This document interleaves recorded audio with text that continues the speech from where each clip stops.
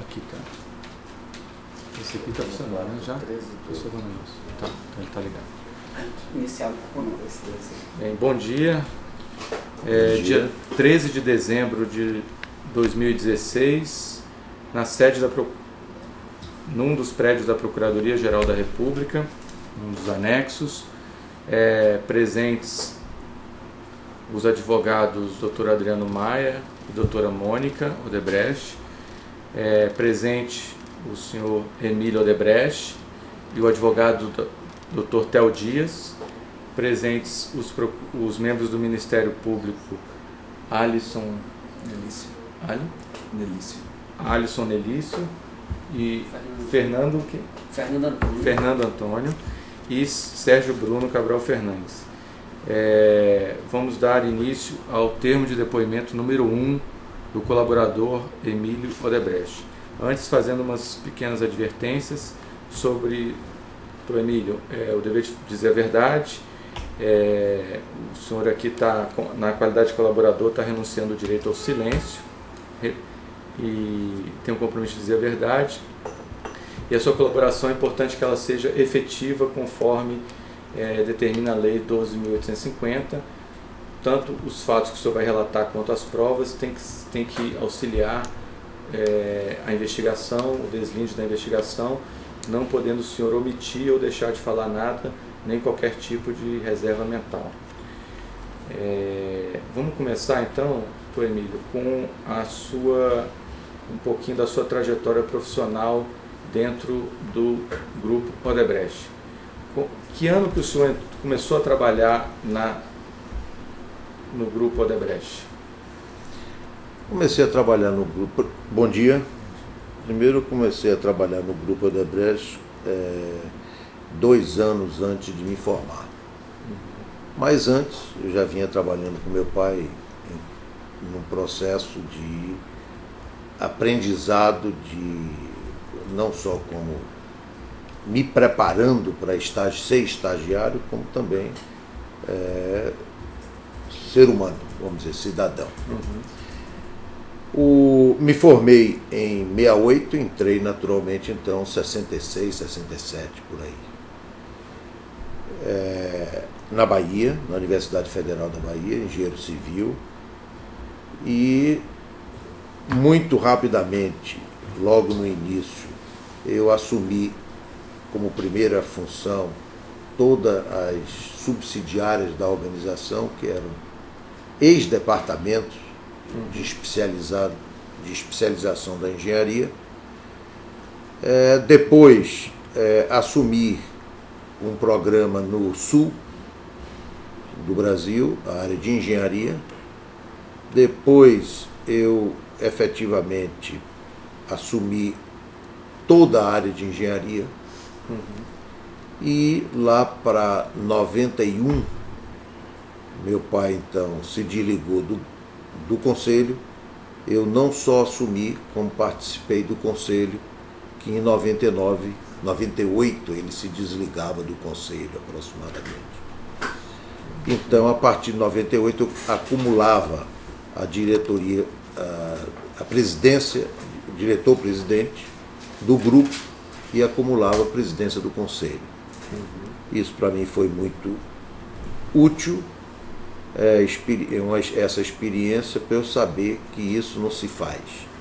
Coloca-se a organização em risco, você não tem um conselho que no fundo termina sendo verdadeira lagartixa, porque você, como presidente do conselho e presidente do executivo, você já, quando leva para o conselho, já leva coisas de uma forma ou de outra, você já fechou com seus liderados. E aí fica um conselho menos eficaz, coisa que nós tomamos medida nesse sentido muito drástica. E outra foi a relação hierárquica de pai e filho, que também me fez eu poder fazer com que quando Marcelo foi testado para poder efetivamente assumir a organização, eu procurei e convidei um companheiro chamado Pedro Novis para ele assumir em que ele assumiu em 2002. Eu quis concluir uma fase que não haveria mais retrocesso com referência à petroquímica, em função dos objetivos que nós tínhamos, e também as alavancagens que foram feitas pelo grupo. Eu queria estar com isso muito bem administrado, para não ter mal interpretação junto ao mercado financeiro. Então me desliguei da área executiva, convidando o Pedro Novis para assumir, com não só dar continuidade aos nossos programas de crescimento, mas também da formação do Marcelo. Sim. Ele assumiu durante 7 anos aproximadamente, quando o Marcelo veio assumir em 98, 99, ou 2008, 2009. Então antes, ele assumiu, o senhor está falando que ele assumiu a presidência do grupo, ou da construtora? Marcelo já tinha, quando Novis assumiu em 2002, eu não me lembro bem se Marcelo já era ou se naquele momento assumia a presidência da construtora. Ele assumiu em 2002. Tá. Aí o Pedro Novis ficou na presidência do grupo de 2002 a 2008, quando então Marcelo assumiu. 2009. Tá. Hein? 2009. 2009. Tá. Pois não, pode prosseguir. Eu posso corrigir ou não? O colaborador pode consultar os advogados sempre, só para lembrar alguma coisa, então, só não esquecendo que... As datas. Não, pode, perfeito, sem problema. Realmente só não esquecendo que o depoimento é dele, mas pode ajudar ele em alguma coisa. Inclusive ele está com as anotações aí, pode consultar, e os advogados podem lembrar ele de alguma data que ele tenha esquecido, sim, doutora Mônica, sem problema. Pois não, doutora? Esse foi então, e aí em 2002 eu me desliguei e fiquei da área executiva, fiquei exclusivamente como presidente do conselho, seguindo esse aprendizado que eu tive durante 4 anos, de ter acumulado a presidência do conselho e a presidência executiva. Entendi. Esse, eu poderia, é um resumo daquilo que aconteceu na minha, vamos dizer, na minha trajetória na organização. Tá. Então, alguma coisa mais relevante que você? E hoje, o senhor, depois que foi ficou só como presidente do conselho, o senhor ficou até quando como presidente do conselho? Continua até hoje? Continua até hoje. Mas não teve, se chegou a se desligar em algum momento? Não. Não.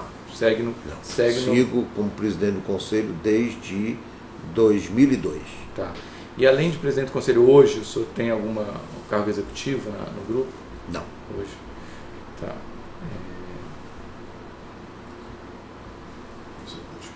Bem? Sim, aí está me lembrando aqui, realmente, primeiro, com o surgimento do negócio do Lava Jato, que eu estava num processo de saída gradativa, estava pensando se eu ia colocar um presidente de conselho profissional ou se eu ia fazer algum daqueles assumirem. Isso eu estava ainda em reflexão quando surgiu as questões que Marcelo foi preso, e aí eu estava exatamente com os netos nesse momento, voltei para São Paulo e percebi muito claramente as coisas que iam efetivamente não ser nada de curto prazo, então resolvi me mudar para São Paulo e aí ter uma posição não de executivo, porque eu elegi imediatamente o substituto de Marcelo, que era o Newton, que foi oficializado. Que hoje é o presidente continua o presidente executivo da organização, do grupo como um todo, e eu busquei dar o apoio a ele muito mais na área do pessoal, para que o clima não se deteriorasse. Entendi. Essa foi mais minha missão, e isso fez com que eu tivesse... Passei a morar em São Paulo. Tá. Isso com o aparecimento da Lava Jato, né? Agora, nesse período que o senhor ficou como presidente do conselho, além disso, o senhor fazia algum outro papel, como interlocução com autoridades? Qual era o seu papel, além de participar das reuniões do conselho? Alguma relação que a pessoa o senhor manteve apesar de não ter cargo executivo? Fazia. Eu não consegui passar, desde 2002 que eu vinha lutando, 4 pessoas. Um foi Antônio Carlos Magalhães, mas depois faleceu.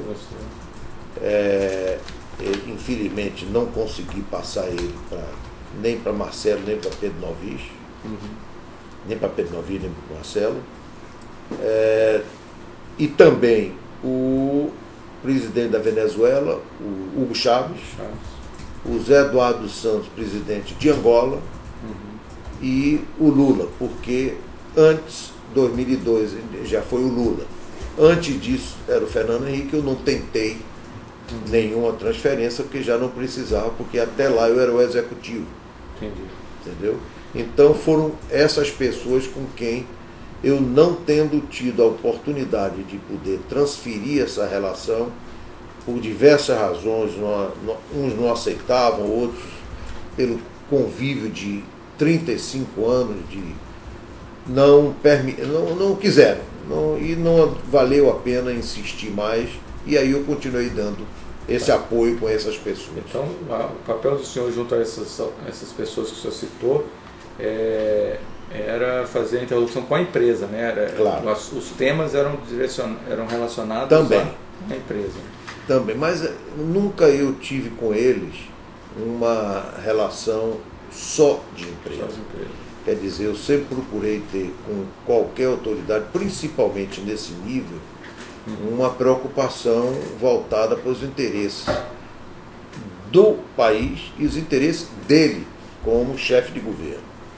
Entendeu? Que eu entendia que devia ser as prioridades, então procurava influenciar para que ele pudesse perceber, para quem tinha uma visão não só de Brasil como de mundo, capaz de poder contribuir, inclusive trazendo ideias que, sem dúvida nenhuma, muitas delas foram, o que existem hoje no país foi fruto dessas nossas provocações e contribuições.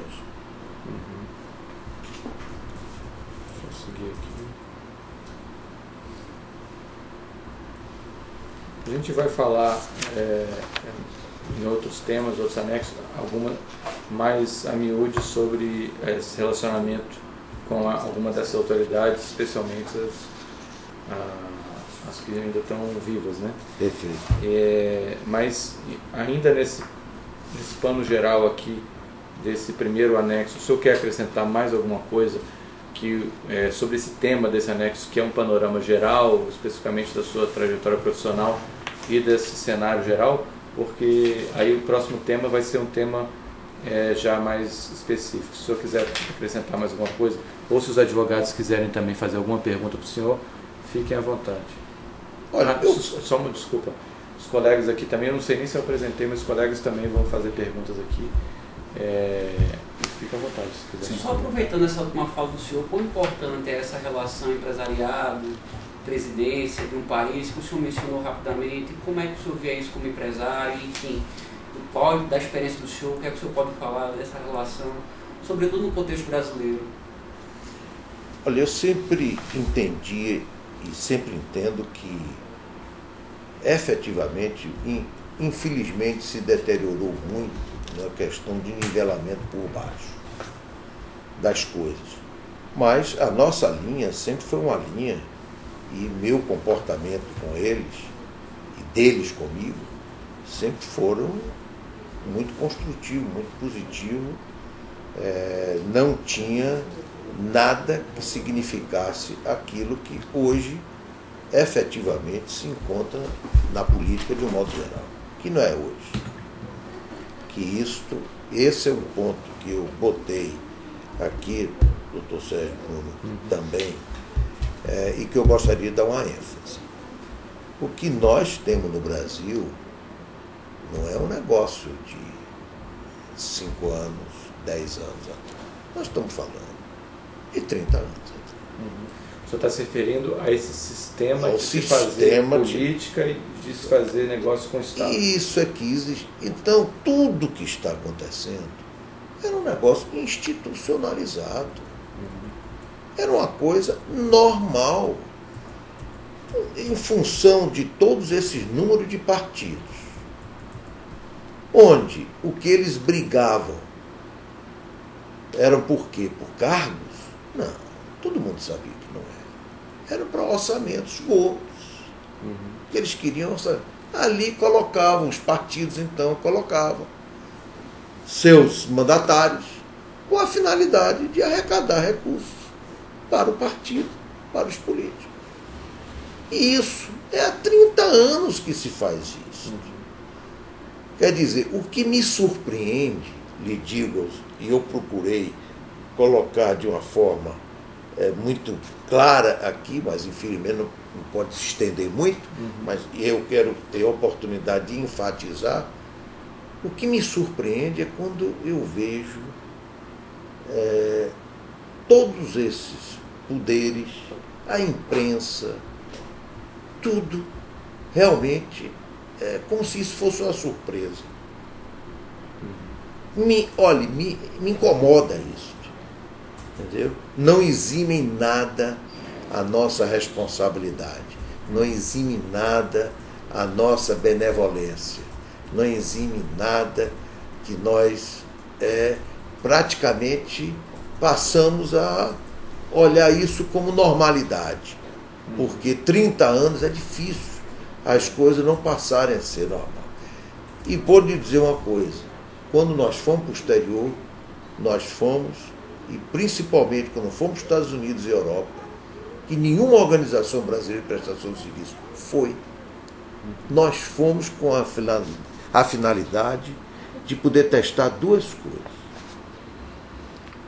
Porque sempre fizemos um processo de reciclagem. Todos os companheiros dessa organização já passaram pelo exterior, para eles terem uma visão de mundo, convivessem com concorrência efetiva. Concorrência real. Né? Real. Quer dizer, disputar baseado em produtividade. Porque nos outros países, principalmente no Brasil, você não fazia muita engenharia, não. Nós dávamos ênfase à engenharia porque entendíamos que era a forma de a gente ter uma ascendência, um posicionamento diferente no exterior e ter condições de realizar de forma diferenciada no Brasil. Mas, no fundo, os problemas no Brasil e na maioria dos outros países, você tinha um problema de viabilização financeira do empreendimento. Como esse empreendimento se tornar rentável, criar divisas, etc., para o país. Como inserir ele dentro de um contexto que ele não seja exclusivamente algo que venha trazer benefício àquela comunidade, mas sim benefício àquele país como um todo, ao Brasil como um todo. Como você contribuir com ele vis-à-vis políticas públicas, etc. Era muito mais abrangente. Nos Estados Unidos, você faz engenharia. Você não se preocupava, ao contrário, o dinheiro já estava disponível antes da entrada. Nós iniciamos a obra, não existia projeto e não existia dinheiro. Você tinha de fazer projeto concomitantemente e tinha de providenciar a viabilidade financeira, a engenharia financeira para viabilizar aquele empreendimento. Então, este foi o que formou as empresas de engenharia brasileiras, se formaram nessa linha. E nós buscamos, e os outros infelizmente não foram, procurar também ver o outro lado. Por isso é que nós chegamos aonde chegamos e temos uma posição relevante, seja no hemisfério norte como um todo. Perfeito. Para poder compensar e poder haver esse convívio para que os companheiros, os nossos integrantes tivessem essa percepção. Agora, volto. O que me entristece, inclusive aí eu digo a própria imprensa. A própria imprensa. A imprensa toda sabia de que efetivamente o que acontecia era isso. Por que agora estão fazendo tudo isso? Porque não fizeram isso há 10, 15, 20 anos atrás? Porque tudo isso é feito há 30 anos. Pois é. Sempre é um momento para começar. Eu resolver, acho né? perfeito. Mas o que me entristece é que existem, não vocês jovens, pelo que eu disse. Olha, isso teve uma influência para mim muito grande. Ver vocês, procuradores jovens, por isso que eu disse, nunca tive nenhum desalinhamento contra os objetivos. E vocês vão contar com a nossa organização. Na hora que a gente partiu, por convicção, vocês vão contar. E eu vou, a começar por mim, ser o colaborador que vocês vão ver. E tenho demonstrado isso na prática. Não adianta dizer só, tenho que praticar. Estou assim fazendo. Chegamos até aqui, né? Foi uma longa... Não tenha dúvida. Um longo processo. Não tenha dúvida. 9 meses de caminhada, né? Agora, os mais velhos, chefe, os da minha geração, me perdoe, eu não aceito essa omissão. Não aceito. Mas aí e de nenhuma área. Sim, mas é importante que haja compreensão disso. Isso é uma realidade. Não, a gente captou. E a própria imprensa, vamos botar claro, quer dizer, essa imprensa sabia disso tudo. E fica agora com essa demagogia. Me perdoe, eu realmente, eu acho que todos deveriam fazer uma lavagem de roupa nas suas casas sobre o que é que a gente pode fazer. Então, nós estamos dispostos a dar nosso. E é por isso que eu considero as mudanças estruturantes fundamentais nesse país, para que todos também possam dar sua contribuição pela omissão que tiveram durante tanto tempo. Perfeito. Eu acho que esse que é o ponto. Estamos tentando mudar as coisas como vinham sendo feitas, né? Vamos ver se a gente consegue mudar e melhorar um pouco o nosso país. Podemos passar para o próximo tema? Então, mais alguma pergunta? Alguém, doutor Adriano, doutora Mônica, doutor Theo, alguma colocação a mais ainda aqui nesse ponto? Então, vamos encerrar então o depoimento número 1 do doutor Emílio Odebrecht, realizado no dia 13 de dezembro de 2016.